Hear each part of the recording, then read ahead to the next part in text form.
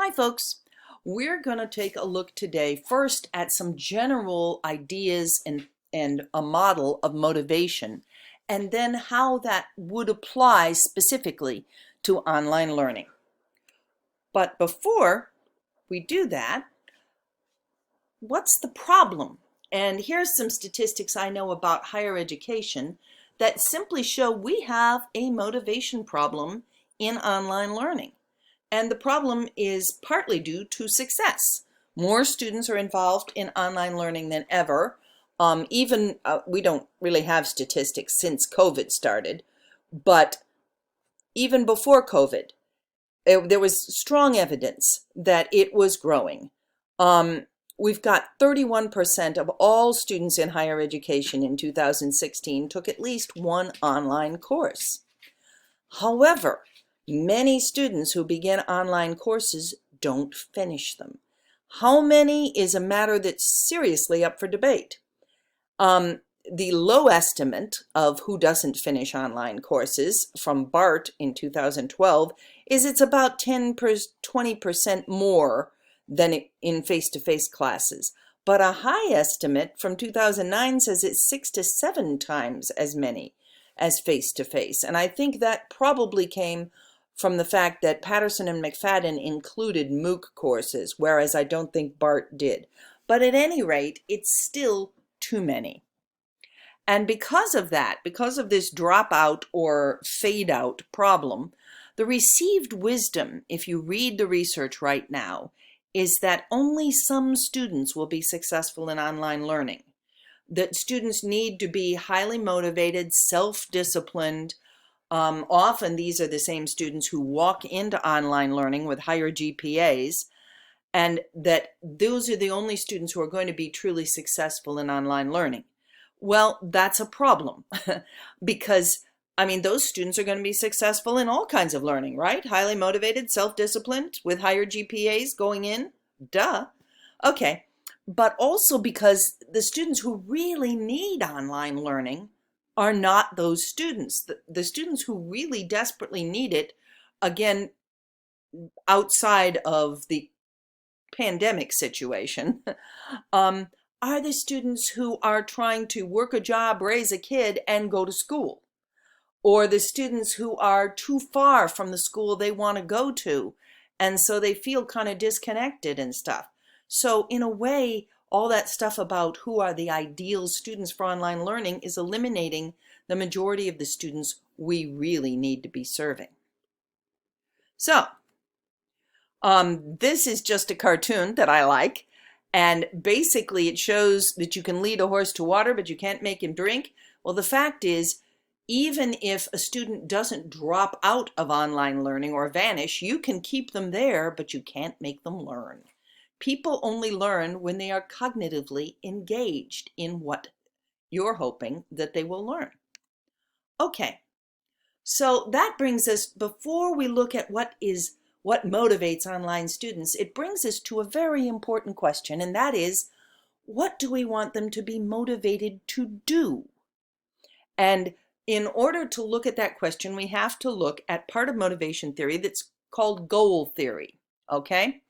And goal theory postulates that learners, or indeed anybody who's doing a task, has one of two major goals. There are a couple of other minor goals you can have that we're not going to talk about. But either you are trying, if you are a learner, to actually learn something, you want to learn it, or you are trying to perform. You're focused on obtaining a positive judgment from some outside person, okay? And you can see why schools especially are set up in ways that shove students toward performance goals.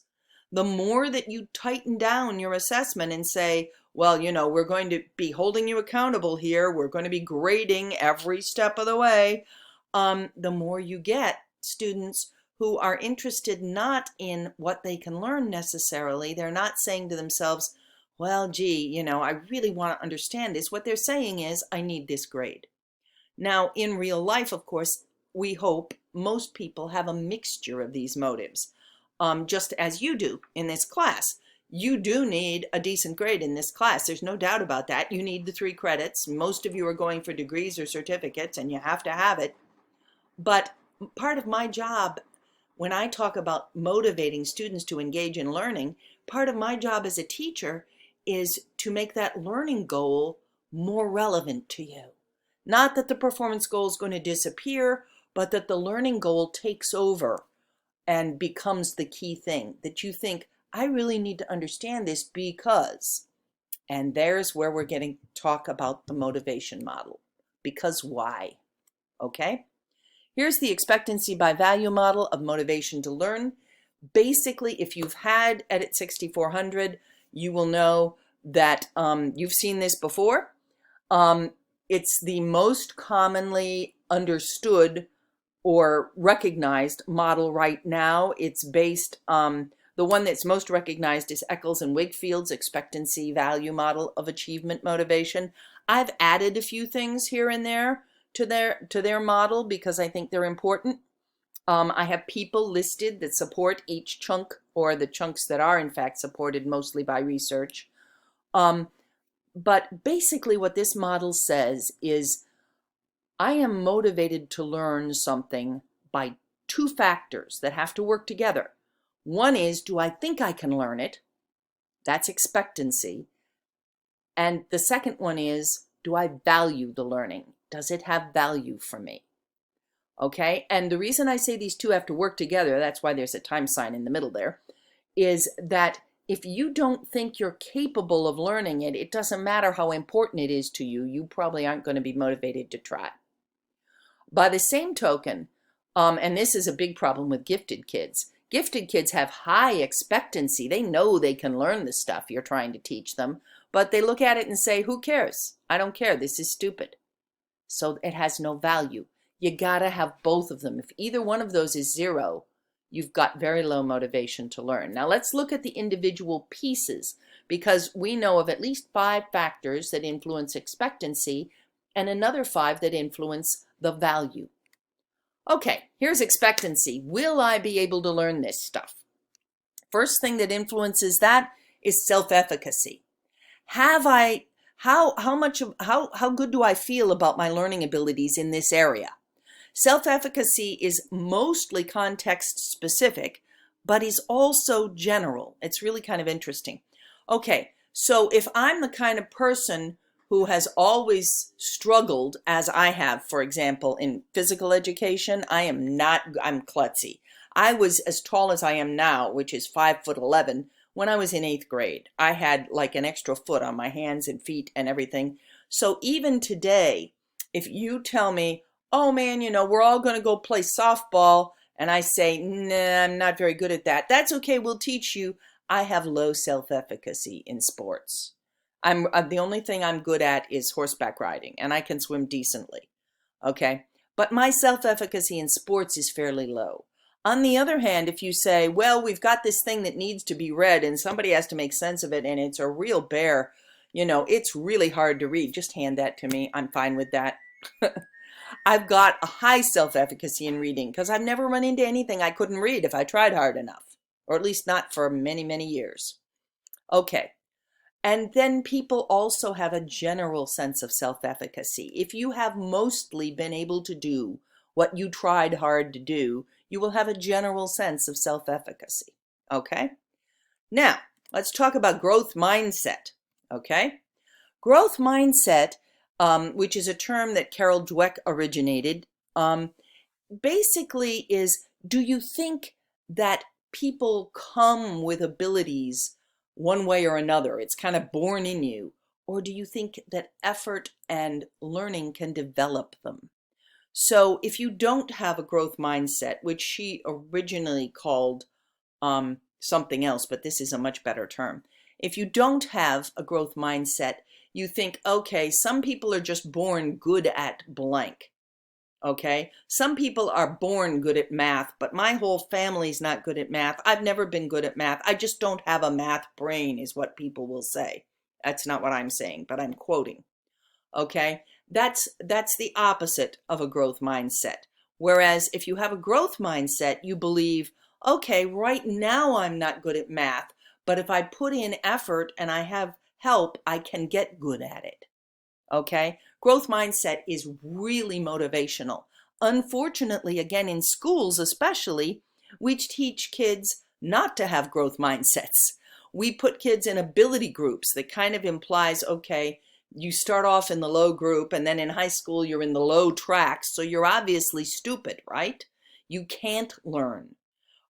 We diagnose people with all sorts of disabilities, which helps them get help, but implies, once again, if you have a learning disability, well, then that means you can't learn, right? Okay, so we really have to watch out for that. Locus of control is a biggie. People like to be in control of their learning. They like to be in control of when they learn and what they learn. They like to feel in control basically in any aspect of their lives. And this is the thing that makes learner choice so very important. People are more motivated when they have choices and they feel like they have some control over their success. Now, here are two that we haven't done that much research in, although we've done a little. But time and resources are vital to expectancy. If you've been in this situation, if you know you don't have enough time to learn something, then you're not very motivated to try, are you? If you know that you can't get on the internet, or it's a problem, or you're going to have a bad connection, your motivation in online learning is going to go down some. And we're seeing this in kids all because of COVID right now. Okay. One of the big problems with time and resources is that we've got a lot of learners that don't have enough resources, that are trying to struggle along with no equipment or poor equipment. And also, unfortunately, again, in public schools, we give standardized tests that are timed and they're deliberately designed that kids can't finish them. So when you give kids that kind of test over and over and over, which is what we're doing right now, it kind of demotivates them. It lessens their expectancy to be able to learn. Now, we know that you're not supposed to be able to pass those tests. You're not supposed to be able to finish those sections, but the kids don't. They think if I didn't finish, I must be dumb. Okay. And the last one is support. And think about yourself. Again, if you have to learn a complicated new thing you have to do on the computer, if somebody says, well, you have to go learn this by yourself, just consult the documentation and figure it out, that's not very motivating, right? But if somebody says, hey, I've done it, and if you run into any problems, I'll be right over there. Wow, you're motivated. Okay, you've got support. Now let's look at value. What increases the value of learning? The one we all love is intrinsic interest. Okay? We'd love to teach things that are just intrinsically interesting to people, that people are fascinated by. And when we can do that, that increases the value of learning. That means that you try to tie what you're doing to the interests of the people that you're teaching, the things that they are, in fact, intrinsically interested in. If I'm teaching high school math, again, I'm going to have some word problems that have football in them. Okay, because it's going to trigger people's intrinsic interest. There's also some things that human beings are hardwired to be intrinsically interested in, just like the kitty here. And those things can be really useful in designing online learning, because we are intrinsically attracted to movement, to novelty, just like the kitty. See, bounce, bounce, bounce. Sorry, couldn't resist. We're intrinsically interested in contrast. Those things where our brains are hardwired to pay attention to. So when you are designing stuff, you try to build some of those in, like this little moving animation here. The second big thing that increases value hugely is utility value. People used to call this extrinsic motivation, and some people still do, but most researchers and scholars in the field no longer use that term, because it turns out that utility value actually has two aspects. One of them works better than the other. Utility value, one aspect is, hey, I need to know this because I want to use it. Okay? So if you're, again, online and, okay, my dishwasher isn't, the door didn't shut. This happened to me like last month. and I'm online looking up how to fix this particular sort of dishwasher. Is there a common problem with the door not shutting?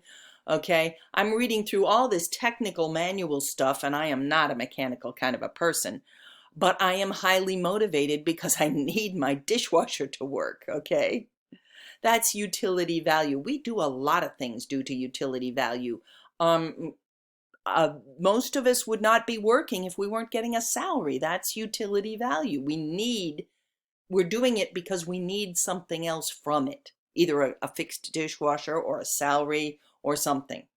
The other kind of utility value is a little more problematic, and that's the kind where you get some kind of reward for doing it, okay? Or you avoid some kind of punishment. This is your basic behaviorism, okay? And the problem with it, of course, is that it encourages performance orientation, performance goals rather than learning goals. So people start worrying about, if you're in a class and you start to worry about your grade, instead of getting the most out of the assignments, you start saying to yourself, well, what does she want? What's she looking for? Okay. Now, a little bit of that in a grading situation is almost impossible to avoid, but it isn't the best thing for learning. Okay. Another thing that increases the value of learning or impacts it is self-concept. People are often find learning valuable that it reinforces their self-concept. If I think of myself as a tech-savvy person, which I kind of halfway do, okay, then I find value in learning new technology and stuff. But if I don't think of myself that way, if I think of myself as a person who's not really that interested in tech, then I'm not going to have a lot of value when you come along and tell me I need to learn this new technology for my job. Okay? It may have utility value for me, but it doesn't have self-concept value. Gender and culture really come in here. So just something very, very basic. If you want people to watch a whole set of videos for some kind of online learning, well, those videos had better represent those people's cultures, because otherwise they're not going to seem quite so valuable. Okay, relational value is one that every teacher should think about, because relational value means that we value things that matter to the people we care about. Okay, so right now I have learned how to design a guest book for an online baby shower. Believe me, not because I had intrinsic interest. I'm not terribly artistic. It did have utility value, but the main reason I really focused on it and spent like a whole day learning how to use this program and everything was relational value, because it's a baby shower for my daughter-in-law and my first grandchild. Okay, so relational value is great when you're a teacher if you recognize it. Learners will do things for a teacher that they wouldn't do on their own. Learners will, I mean, over and over you hear students say, well, I liked her, so I did the work, you know, especially young learners. That's a huge connection. Okay, and then the thing that stands against value is cost and risk. If it's going to be a high cost or high risk activity, it lowers the value of that learning. What causes cost and risk? Well, cost is usually competing activities.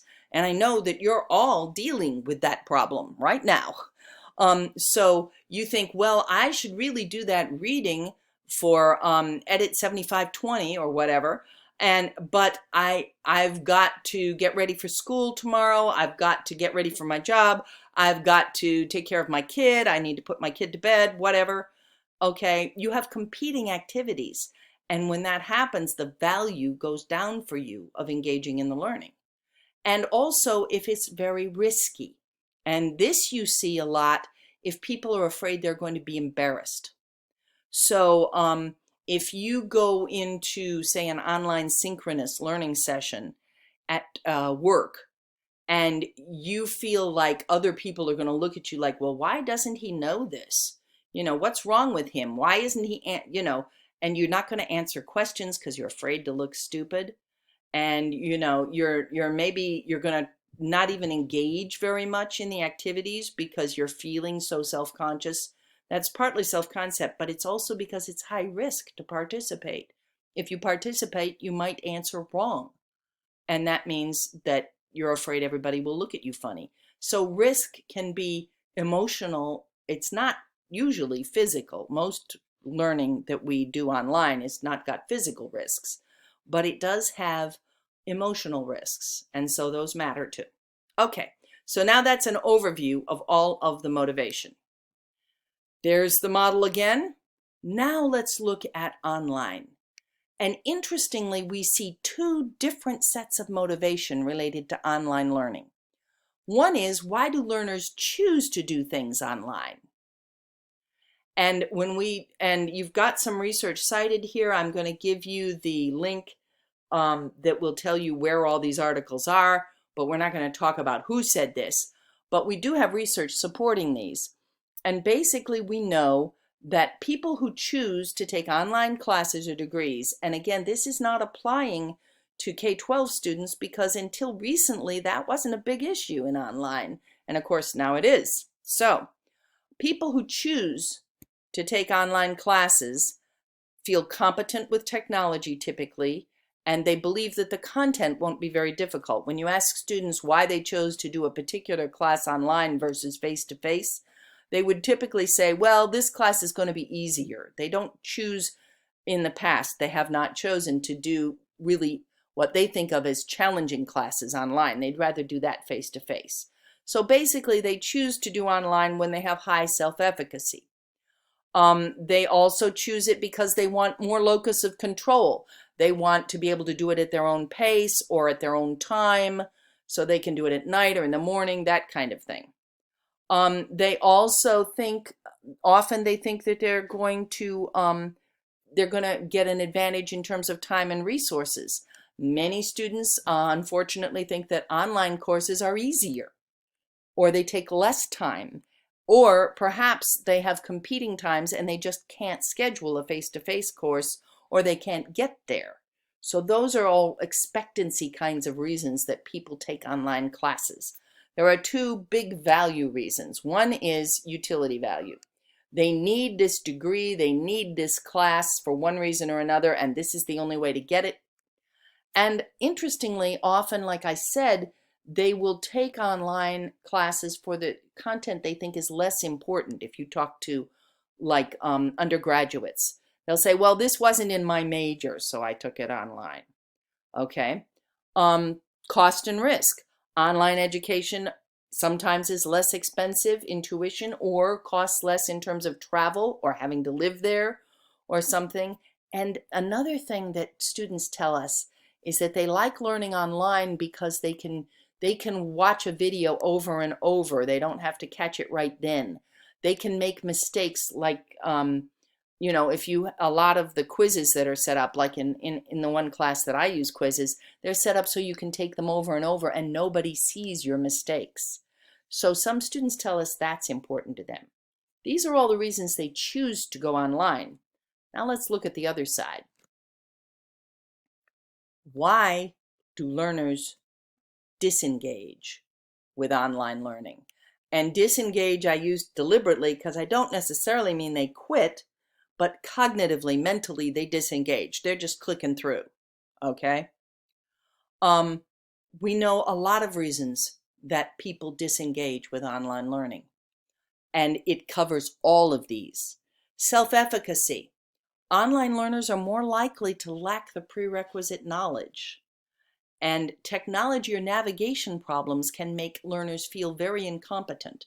So if you've got a very complex navigation system that you're using, or one that they're not familiar with, the frustration and the feeling of, why can't I get this? I'm supposed to know how to do this, can make them disengage or quit. They develop an entity view of ability, which is what Carol Dweck originally called this.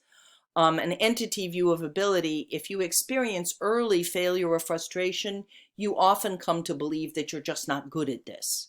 Okay, you think, I'm not good at this, I'm not going to get good at this, forget it. You lack growth mindset. Okay. Oddly enough, even though students take online courses because they want more control, Traditionally formatted online courses are often very lockstep and linear.